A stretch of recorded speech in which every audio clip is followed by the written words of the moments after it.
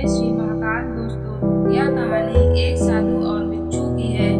बहुत समय पहले की बात है। एक शांत नदी के किनारे एक साधु का आश्रम था।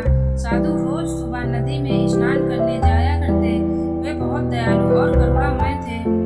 हमेशा कहते थे हर जीव में ईश्वर का अंश है। एक दिन साधु स्नान कर रहे थे, तभी उन्होंने देखा कि एक छोटा सा बिच्छू नदी के तेज बहाव में बह रहा था। वह डूबने से बचने की कोशिश कर रहा था। साधु का दिल पिघल गया। उन्होंने सोचा, यह बिच्छू एक जीव है, इसका जीवन भी मूल्यवान है, मुझे इसे बचाना चाहिए। साधु ने तुरंत हाथ बढ़ाया और बिच्छू को पकड़ने की कोशिश की, लेकिन जैसे ही उन्होंने उसे हाथ में लिया, बिच्छू ने डंक मार दिया। साधु दर्द से तड़प उठे और बिच्छू उनके हाथ से छूटकर पानी में फिर से गिर गया। साधु ने हार नहीं मानी। उन्होंने दोबारा कोशिश की, लेकिन दूसरी बार भी वही हुआ। बिच्छू ने उन्हें डंक मारा और साधु का हाथ शून्य होने लगा।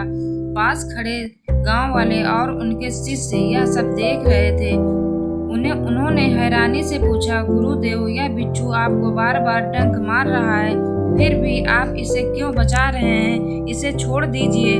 साधु मुस्कुराए और शांत स्वर में बोले, डंक मारना बिच्छू का स्वभाव है और बचाना मेरा स्वभाव। अगर वह स्वभाव नहीं छोड़ सकता तो मैं अपना स्वभाव क्यों छोड़ दूं?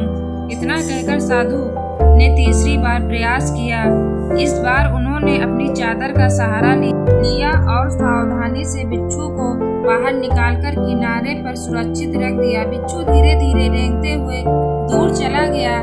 गांव वाले और शिष्य साधु की करुणा देखकर भावुक हो गए। साधु ने उन्हें समझाया, जीवन में लोग तुम्हें कई बार चोट पहुंचाएंगे, अपमान करेंगे या धोखा देंगे, लेकिन अगर तुम भी उनके जैसे बन गए तो फिर तुम्हारे और उनके बीच क्या अंतर रहेगा?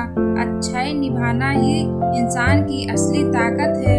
यह कहानी हमें सिखाती है कि चाहे परिस्थिति कितनी भी कठिन क्यों न हो, हमें अपनी अच्छाई और दयालुता नहीं छोड़नी चाहिए। दूसरों के बुरे स्वभाव के कारण हमें अपने अच्छे गुणों से समझौता नहीं करना चाहिए। अच्छाई ही इंसान को महान बनाती है।